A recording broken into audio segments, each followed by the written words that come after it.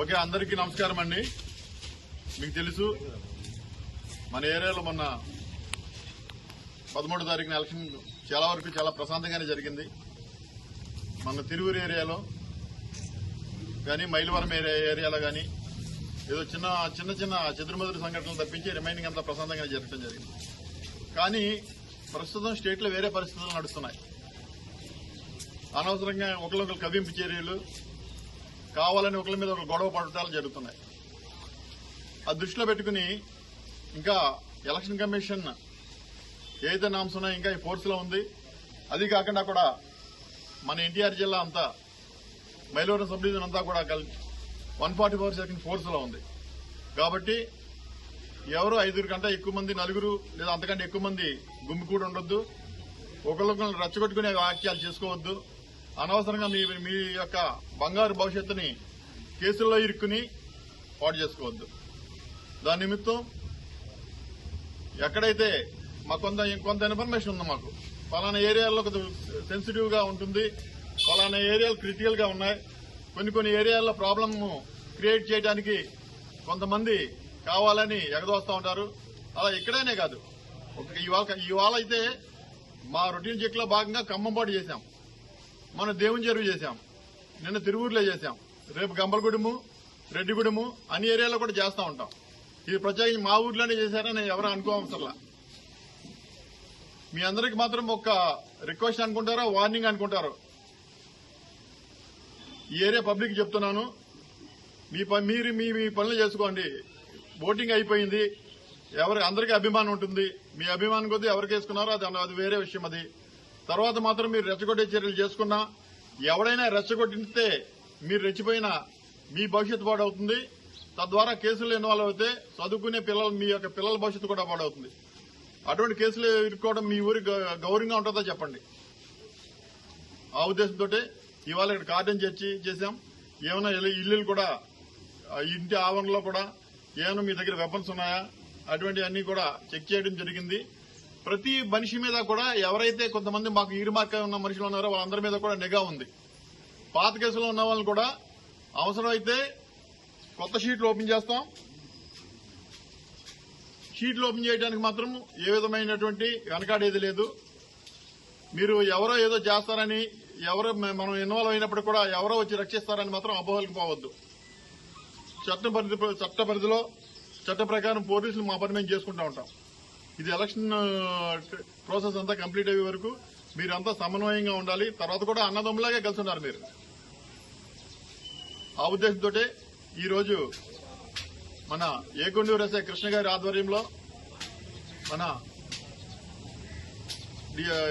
దిశ ACP గారు, మళ్ళా నేను, నబీ ఇన్స్పెక్టర్, అందరు ఎస్ఐలు కూడా మరియు సిబ్బంది అంతా కూడా, మైలవరం సిబ్బంది, తిరువురు సిబ్బంది అంతా కలిపి కూడా ఈ ఏరియాలో కార్డన్ చేయడం జరిగింది. అలాగే మీ అందరినీ రిక్వెస్ట్ చేస్తాను కూడా, ట్రిపుల్ రైడింగ్ బాగా అలవాటు అయిపోయింది మీ అందరికీ కూడా. అప్పుడు ఏదైనా అనుకోని ప్రమాదం జరిగితే మిమ్మల్ని నమ్ముకుని ఒక కుటుంబం ఉంది, ఒక ఫ్యామిలీ మీకోసం చూస్తూ ఉంటుంది. అది మాత్రం మర్చిపోవద్దు. దయచేసి మీరు ప్రోత్సహించవద్దు. మీ పిల్లలు ఎవరైనా ట్రిపుల్ రైడింగ్ వెళ్తుంటే వాళ్ళందరికీ చెప్పండి. అర్థమవుతుందా మీకు? చెప్పండి. వాళ్ళకి వీడి పడిపోయినా, వీడికి దెబ్బ తగిలినా మీకే బాధ. లేదా ఎదురుగా ఏదైనా స్కూల్ పిల్లలు, చిన్న పిల్లలు అటు ఇటు వెళ్తూ ఉంటారు, వాళ్ళు ఎవరికైనా దెబ్బ తగిలినా వాళ్ళకి మీకే బాధ. అది గ్రహించండి. కొట్లాటికి ఎవరైనా వెళ్తుంటే కూడా మీ పిల్లల్ని చెప్పండి, బుద్ధి చెప్పి ఇంట్లో కూర్చోబెట్టండి.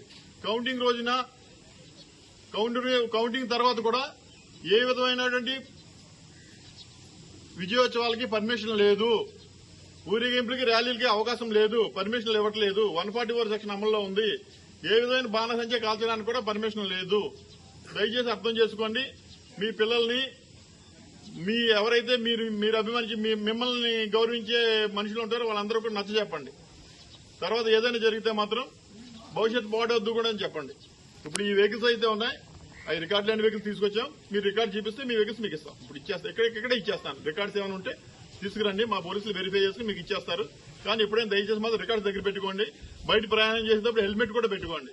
రోజులు బాగలా, యాక్సిడెంట్లు ఎక్కువ మంది దెబ్బలు తగులుతున్నాయి. హెల్మెట్ పెట్టుకోండి. మీ అందరూ కూడా, పబ్లిక్ అందరూ కూడా మీకు ఒకటి చెప్తున్నాను, ఇవాళ ఆనందంగా గొడవ ఏదైనా పెట్టుకోవడం ఆనందంగానే ఉంటుంది. కానీ జరగరాని ఏదైనా జరిగితే మీ మగాళ్ళకి చెప్తున్నాను, మిమ్మల్ని నమ్ముకుని మీ వెనకాల ఒక కుటుంబం ఉంది, నీ భార్య ఉంది, నీ పిల్లలు ఉన్నారు, అది మాత్రం మర్చిపోవద్దు. అలాగే పిల్లలకి చెప్తున్నాను, మీరు ఏదైనా కేసులు ఇరుక్కుంటే మిమ్మల్ని నమ్ముకున్న మీ తల్లిదండ్రులు ఉన్నారు. ఇవన్నీ దృష్టిలో పెట్టుకుని ఉంటే మీకు మంచిది, మీ కుటుంబానికి మంచిది, సొసైటీకి కూడా మంచిది. అర్థమవుతుందండి? ఇప్పటికే మన ఖమ్మంపాడు అంటే పాత రికార్డులు వెరిఫై చేశాను, వచ్చి 3 నెలలు అయింది. కానీ ఒకసారి రికార్డ్స్ అన్ని వెరిఫై చేస్తుంటే ఖమ్మంపాడు ఏంటి పేరు బాగుంది, చాలా ఖమ్మంపాడు అనే పేరు బాగుందని వెరిఫై చేస్తే దాని నిండా రెడ్ రెడ్ ఇంత పెద్ద పెద్ద ఎర్రక్షరాలతో అన్ని పెట్టేసి ఈ ఊర్లో గొడవలు పడతారు, కొట్టుకుంటారు, అలా చేస్తుంటారు, రోడ్డు మీద తాగి గంతులు వేస్తారని రాసి వెళ్ళారు ఒక ఆయన. అటువంటి పేరు మనం చెరిపేయాలి, మంచి పేరు రాసుకోవాలి అక్కడ. ఓకే అండి, థ్యాంక్ యూ అండి, మీరంతా కోఆపరేట్ చేసినందుకు. అలాగే కూడా ఈ తనిఖీలు అనేవి నిరంతరం జరుగుతూ ఉంటాయి ఎలక్షన్ ప్రాసెస్ లోని. అలాగే ఎలక్షన్ అయిపోయిన తర్వాత కూడా నిరంతరం కొనసాగుతూ ఉంటుంది. అలాగే కిల్లి కొట్టలు చెప్తున్న బయట ఎక్కడ కిల్లి షాపుల్లో బయట ఎంటీ బాటిల్స్ కానీ ఫుల్ బాటిల్స్ కానీ పెట్టొద్దు. లూజ్ పెట్రోల్ కూడా ఎవరు అమ్మొద్దు. కేసులు నమోదు చేస్తున్నారు. మీరు ఆల్రెడీ పేపర్లో చూస్తున్నారు, టీవీలో చూస్తున్నారు. పల్నాడులో ఏం జరుగుతుంది, అనంతపూర్లో ఏం జరుగుతుంది, చిత్తూరులో ఏం జరుగుతుంది. అటువంటి పరిస్థితులు మనకు తీసుకురావద్దు. తీసుకొచ్చి మీరు ఇబ్బంది పడొద్దు. మాదేమంతో కేసు కడతాం, జైలుకి పంపిస్తాం, షీట్ ఓపెన్ చేస్తాం. ఆ విషయంలో మాత్రం జాగ్రత్తగా ఉండండి. పిల్లలందరికీ చెప్పండి, నలుగురికి చెప్పండి.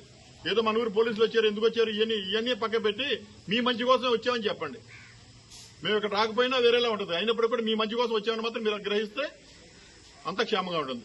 ఓకే, థ్యాంక్స్ అండి, థ్యాంక్ యూ ఆల్ అందరికీ. థ్యాంక్ యూ వెరీ మచ్ అండి.